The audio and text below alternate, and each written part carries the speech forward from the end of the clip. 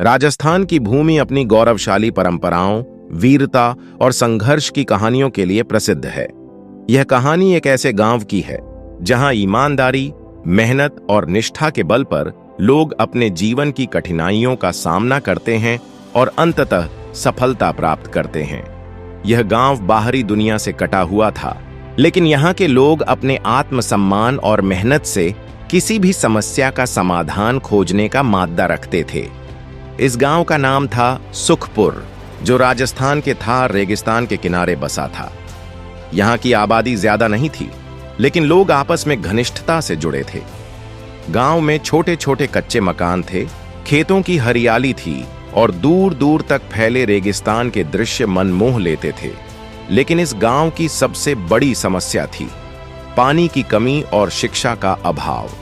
यहाँ के लोग दिन रात मेहनत करते, लेकिन अशिक्षा और पुराने अंधविश्वासों के कारण वे हमेशा संघर्ष करते रहते थे। सुखपुर गांव में करीब 500 घर थे। यहाँ के लोग ज्यादातर खेती और पशुपालन पर निर्भर थे। गर्मी के दिनों में गांव की नदियां सूख जाती थीं और लोगों को मीलों दूर जाकर पानी लाना पड़ता था। खेती की स्थिति भी बहुत खराब थी, क्योंकि गांव में सिंचाई की कोई सुविधा नहीं थी। गांव में एक बुजुर्ग व्यक्ति थे, रामलाल जी, जिनकी उम्र करीब 70 साल थी। वे गांव के सबसे बुद्धिमान और अनुभवी व्यक्ति माने जाते थे। उन्होंने जीवन भर मेहनत की थी और अपनी नीतियों से गांव के लोगों का मार्गदर्शन किया था। उनके पास कहानियों और अनुभवों का खजाना था, जिससे गांव के लोग सीखते थे। गांव के युवा लड़के अर्जुन को शिक्षा की बहुत लालसा थी, लेकिन गांव में कोई स्कूल नहीं था। उसका सपना था कि गांव में शिक्षा और पानी की व्यवस्था हो। वह चाहता था कि गांव का हर बच्चा पढ़ लिख कर अपने भविष्य को उज्जवल बनाए। एक दिन अर्जुन ने फैसला किया कि वह अपने गांव की समस्याओं का समाधान निकालेगा, लेकिन यह आसान नहीं था। गांव के कुछ लोग पुराने रीति रिवाजों और अंधविश्वासों में फंसे हुए थे। वे मानते थे कि भाग्य में जो लिखा है वही होगा और किसी बदलाव की जरूरत नहीं है। अर्जुन ने सबसे पहले गांव के बुजुर्गों से बात की और उन्हें समझाने की कोशिश की कि शिक्षा और पानी के बिना गांव का भविष्य अंधकारमय है। लेकिन कुछ लोग उसकी बातों से सहमत नहीं हुए। बेटा, हमारे पुरखों ने भी ऐसे ही जीवन बिताया है, हमें आदत हो गई है। पानी की समस्या से हम हमेशा जूझते आए हैं, यह कोई नई बात नहीं है। गांव के सरपंच ने कहा, पर दादाजी, अगर हम बदलाव नहीं लाएंगे तो हमारी आने वाली पीढ़ियां भी इसी समस्या में उलझी रहेंगी। हमें कुछ करना होगा, अर्जुन ने उत्साह से कहा। रामलाल जी को अर्जुन की सोच पसंद आई। उन्होंने गांव के लोगों को समझाने का प्रयास किया, बदलाव जरूरी है।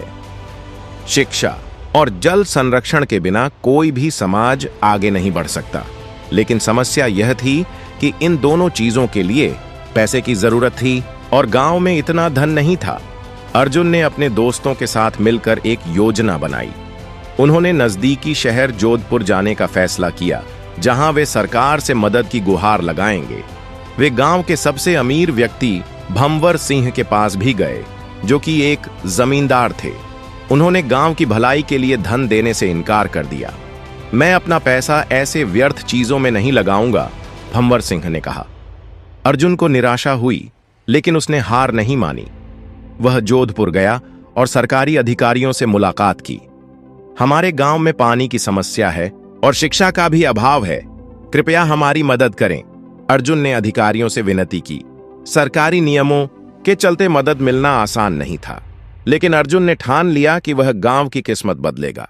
गांव लौटकर अर्जुन ने एक अनोखा अभियान शुरू किया। उसने बच्चों और युवाओं को इकट्ठा किया और गांव में जल संरक्षण और शिक्षा के महत्व के बारे में जागरूकता फैलानी शुरू की। गांव के लोग धीरे धीरे समझने लगे कि अर्जुन की बातें सही हैं। कई लोग अर्जुन के साथ जुड़ गए और उन्होंने तालाब खोदने, वर्षा जल संचयन करने और गांव में एक छोटा स्कूल बनाने की दिशा में काम करना शुरू किया। गांव की महिलाएं भी इस मुहिम में शामिल हुईं और हस्तशिल्प और कढ़ाई का काम शुरू किया, जिससे उन्हें कुछ आय भी होने लगी। धीरे धीरे गांव में बदलाव दिखने लगा। सरकार ने गांव की स्थिति पर ध्यान दिया और एक जल संरक्षण योजना को मंजूरी दी। गांव के लिए एक कुआं खोदा गया और पानी की समस्या काफी हद तक सुलझ गई। अर्जुन और उसके साथियों ने गांव में एक छोटी पाठशाला शुरू की। वहां रामलाल जी ने बच्चों को पढ़ाना शुरू किया।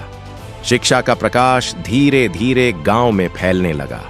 कुछ सालों बाद सुखपुर गांव की तस्वीर पूरी तरह बदल गई।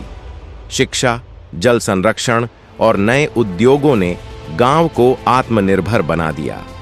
अर्जुन ने अपनी मेहनत से गांव को बदल दिया था। गांव के लोग अब शिक्षित थे, महिलाओं को रोजगार मिला और जल संकट समाप्त हो गया।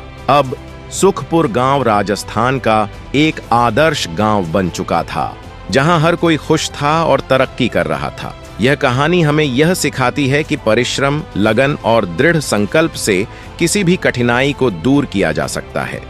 अगर हम बदलाव चाहते हैं तो हमें खुद ही आगे बढ़कर प्रयास करना होगा। जो खुद अपनी किस्मत बदलता है वही असली विजेता होता है। अगर आपको यह कहानी पसंद आई तो वीडियो को लाइक करें, शेयर करें और चैनल को सब्सक्राइब करें। मिलते हैं नेक्स्ट वीडियो में। टाटा, बाय।